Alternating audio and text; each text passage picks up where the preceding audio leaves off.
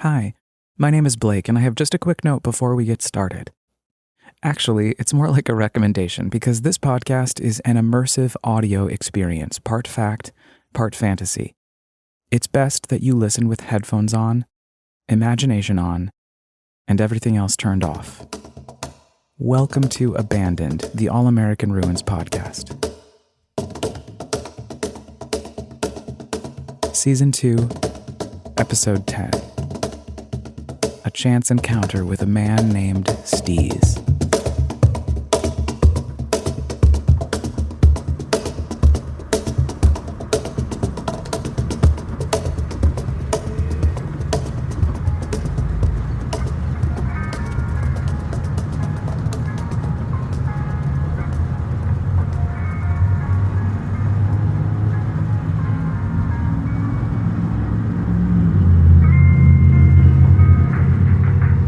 As I slide down I-5 from my mom's in Portland to my brother's in Medford, I pass through Curtin, Oregon.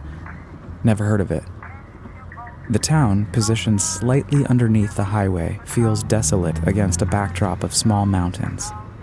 Damaged structures or fully vacant buildings dot both sides of the highway, not an uncommon sight on the United States interstate system.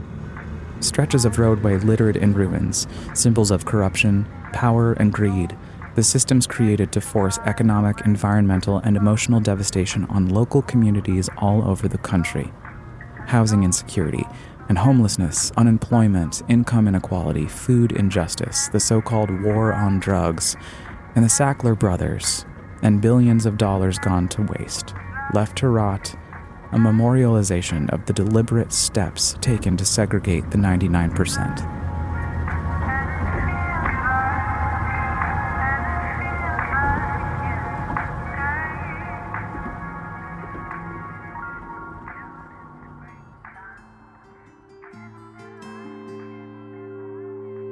Curtin, Oregon is actually a pretty spot-on symbol for all that. You've got basically a ghost town decimated by a history of economic blows, right up to the 2008 recession, where it all just sort of fell apart. Sitting underneath a giant interstate, flooded with all sorts of big businesses moving goods and cash up and down the western United States. Cogs in the machine that feeds the 1%. It's a bit of an odd sight because the surroundings are beautiful. The mountains aren't tall, but they're there, and they're really green. It takes my breath away.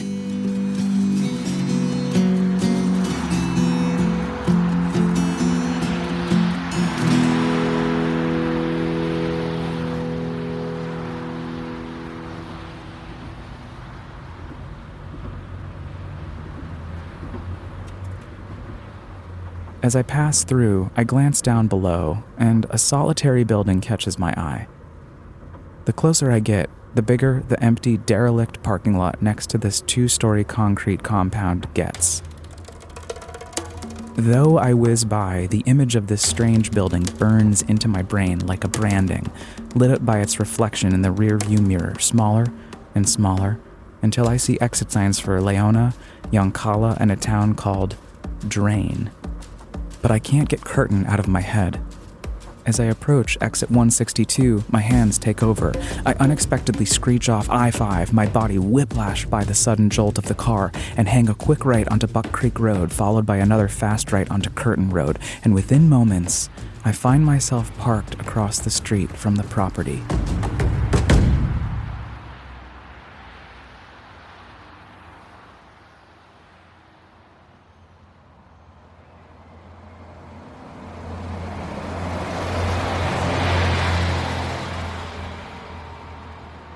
It almost didn't happen. I'm out of breath. But that's fate for you. My brain whispers.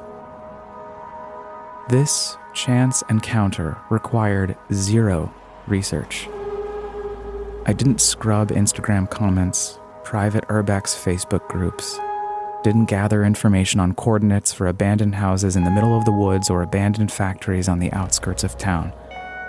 No, this one just fell right into my lap. I almost missed it, but I didn't. It's just sitting here, gray and white, stone and wood, metal. Objects strewn about on the lawn, plastic toys, the outdoor kind that kids sit on and drive around.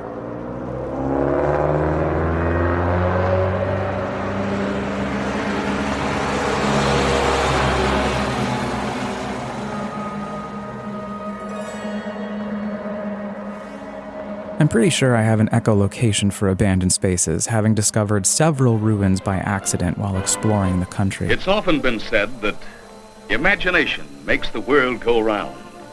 Constructive imagination that puts brains and idle hands to work. Sometimes, general anxiety or time constraints force me to keep on driving, and I leave these moments with major FOMO. Another opportunity for my imagination to go hog wild, the way it has been since May of 2020, when I reclaimed the art of exploring abandoned spaces.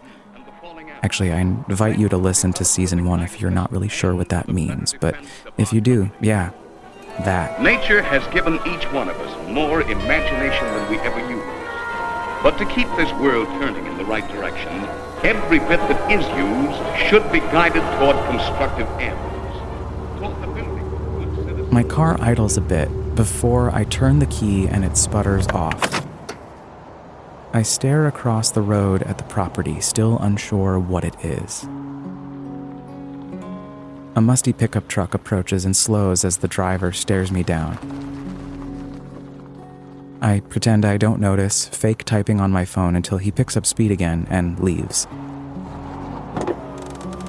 When I'm sure he's gone, I climb out of my car and cross the street. The soles of my feet feel the impact of the cracked and cragged concrete unevenly distributed beneath them. I wonder when the last time the highway department came to touch up these roads. When a zip code goes defunct, is that like a signal to the state highway department that they should just stop maintaining the roads? Or I land against the southern side of the building.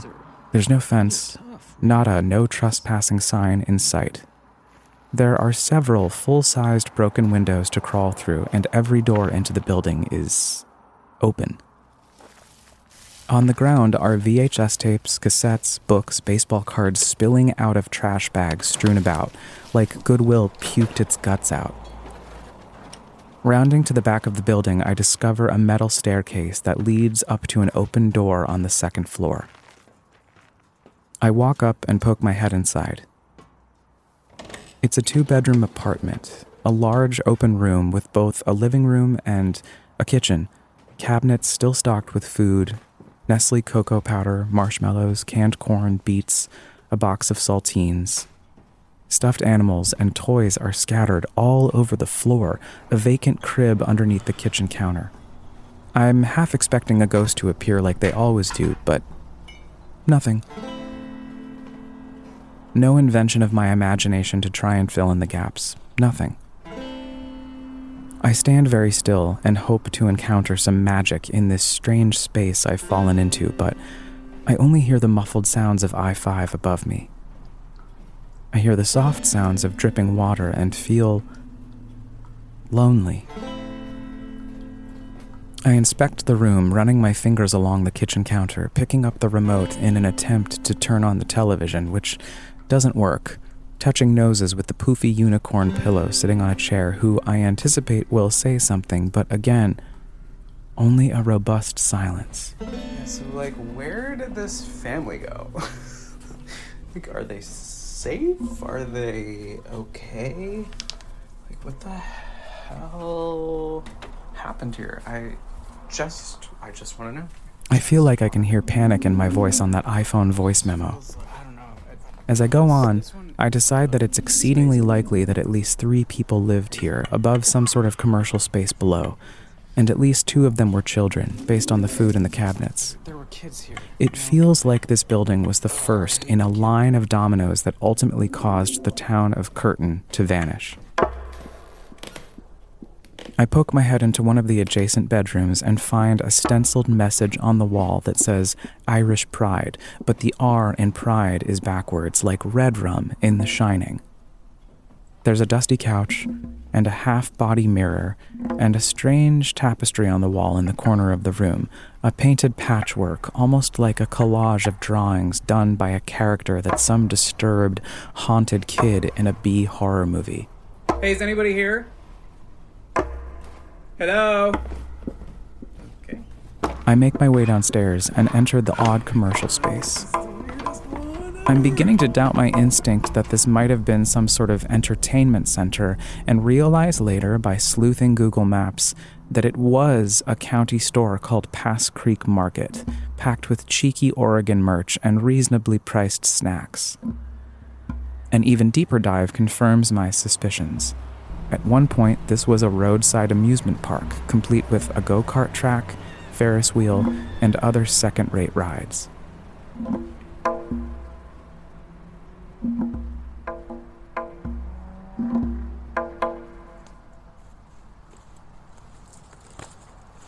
I find more piles of clothes, magazines, trophies, a detached car seat with a stuffed monkey sitting on it.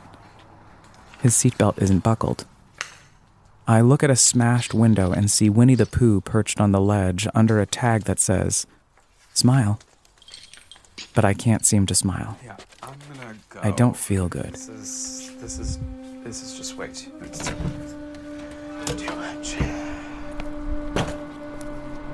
I exit the building and round the corner to the empty lot covered in tires that surround a vintage Dodge camper. Okay, now we're talking. Look at this thing.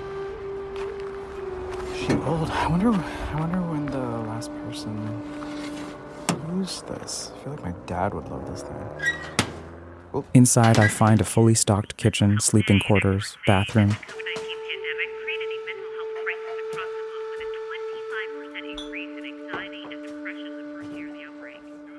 On the makeshift metal wall next to the vehicle lives a message. It says, "Wake up." I snap a few more photos and prepare my exit. As I make my way across the property to where I've parked my car across the road, I see a tall man crossing underneath the I-5 overpass. He sports a Rastafarian cap, dreadlocks, and carries an Arizona iced tea and Marlboro Lights. I'm in no mood to talk to strangers, much less this dude, so I pick up the pace when I hear him call out. We're just close enough that it would be glaringly obvious that I was ignoring him, so I stop, begrudgingly. Hey, what's up? Because I'm queer, I've grown accustomed to randomly inserting the word man into conversations with straight men to signal my fake level of masculinity and prevent myself from having to deal with any automatic lame assumptions that I'm flirting. What's up, man? Hey. But the tall man walks right up to me, generously extends his hand, a big goofy smile plastered on his face, and it puts me somewhat at ease, though my guard is still very much up. He's clearly stoned off his rocker based on the overwhelming scent of bong water that shimmies off his body. So do you like what do you know about this place? Like where do they go? He begins to question me about the building. Shit, where are they? You know? Oh, no. I don't know anything about the space. It Just caught your eye? Yeah. Yeah, I get it. Is that your camper? No, but I think it's beautiful. I'm Steez. Steve? No, Steez. No, Steez. Steve. Yeah, that's right. Zzz, with the Z, like Zelda, you know? yeah, that's right.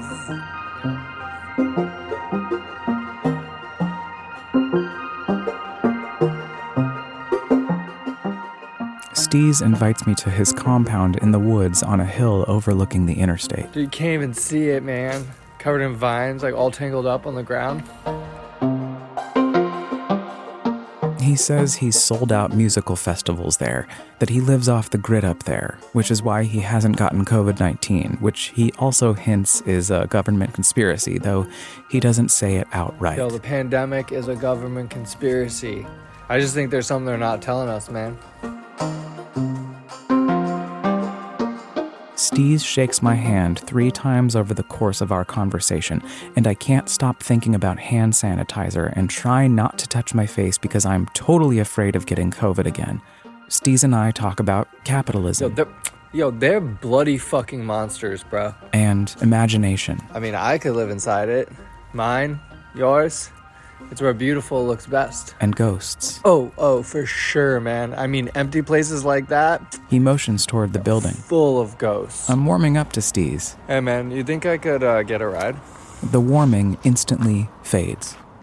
I panic. This is how all true crime podcasts start, like textbook. Some do-gooder offers a ride to a stranger, then vanishes into thin air. Bye-bye. But for some very stupid reason, I agree. And as he climbs into my car, I think about Gabriel Kahane's Merritt Parkway. I hum the part of the song where he sings,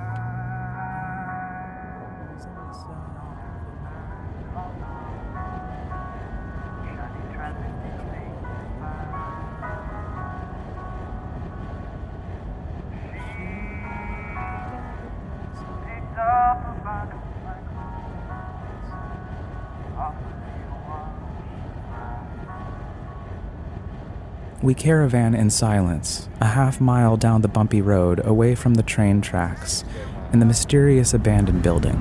That coronavirus shit is a figment of our imaginations. I never got it, man. I mean, I didn't get the vaccine. I don't need some strange goopy shit in my arm. You know, my immune system is good enough. Yeah, I mean, I don't know much about the science of the vaccine, but I know that this technology has been in the works for quite some time. To each his own. Yeah, so. You know what I mean? To each his own. I'm about to go into my whole spiel about public health and why it matters to me as a homo with a chosen family who already dealt with a pandemic once before, and then I decide not to, because, again, I don't know this guy. And it doesn't actually matter because Steez stops me. Oh, yeah. Hold on, this is it. Saw it. Yeah, bingo. I can see a vague cutout of what used to be a driveway leading up a hill. Hey, thanks for everything, man. Yo, come to a festival sometime. Sure, I'd love to. Thanks, Steez. Yo, be safe, all right? Stay out of trouble, yeah? Oh, I can't make a promise I can't keep. Yeah, that's good, man. Don't make promises you can't keep. Yeah, that's good. He turns man. around and Don't make starts up the promises hill. you can't keep. I watch him in my rear view mirror disappear into the thick trees covering his steep driveway as I drive away. When my eyes fall back on the road, I pass a sign that says drain. Drain indeed. My car emerges back onto I-5. I can't stop thinking about Steez or the strange building. And it dawns on me that I have no proof of our meeting, no photos, nothing. And though I can't say for sure, I smirk, contending with the possibility that my new friend Steez was just another one of the imaginary ghosts I've met on my adventures to the ruins of America. And every once in a while, since then, I wake up in the middle of the night and see Steez sitting in the corner of my room, smoking a joint, drinking an Arizona iced tea. It doesn't scare me. He doesn't scare me. Because I know he's just there to make sure I'm okay. Hey, man. Hey, You man. okay? You okay? You okay?